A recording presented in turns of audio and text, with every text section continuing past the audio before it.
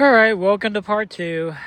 Looks like that cord is a no-go. The machine wasn't even hot or anything, so we'll go back with the cord that worked okay yesterday. Yeah, we missed a little bit of birds flying away and stuff, but I guess that's okay.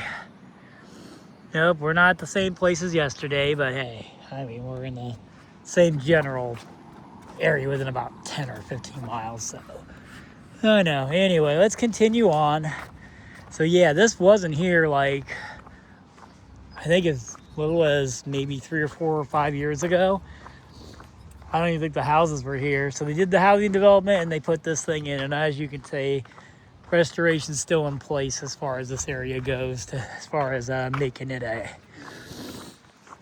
area. All right, we'll see if this recording hangs in there. I made sure to make the cord not as snug, things like that. I replaced the one I used the cord for yesterday as anyway.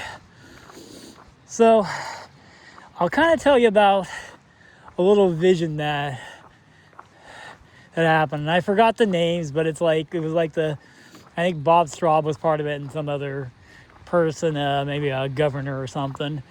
But the dream was to have a trail, follow the river all the way. I think most of the way up and down Oregon, Well, Willamette River doesn't go all the way through up and down Oregon. There's two forks. I believe one, and yes, it said Willamette, not Willamette or any other weird thing. I know. We got a lot of people that were here, well, way before us, that had names for things, and it's just our conversion of their names for things, if they even had names for things like that. Imagine that was probably our influence too. Out of all the things, here's one thing I think they got, the people that have been here way before us got right. At least the tribes that do this.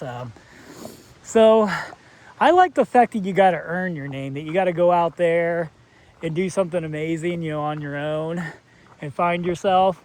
And then you earn a name.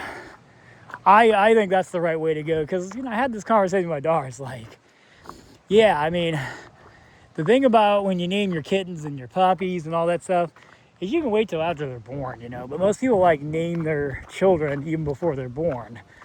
Obviously, they got to know, if they're a female before they do. But that just also enforces my point. It's like, why in the world do you name your kids before they're born and before they do anything in their life? Like, how do you know their name really actually fits them? Do you just fit them to their name? Or,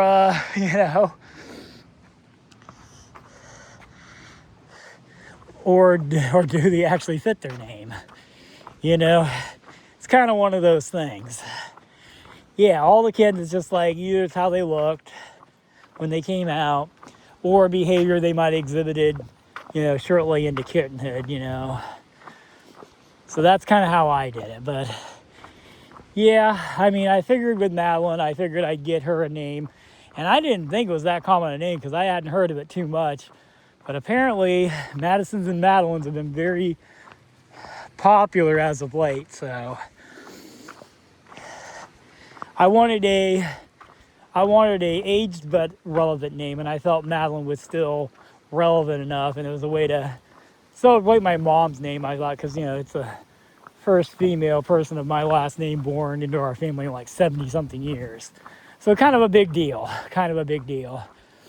And my oldest brother, it's been either being a stepdad or adopting. Middle brother, despite efforts, and he really wanted it, never really got to. Because, as you know, when things get to the relationship stage instead of less serious stages, you do have to make compromises. And compromises aren't for everybody.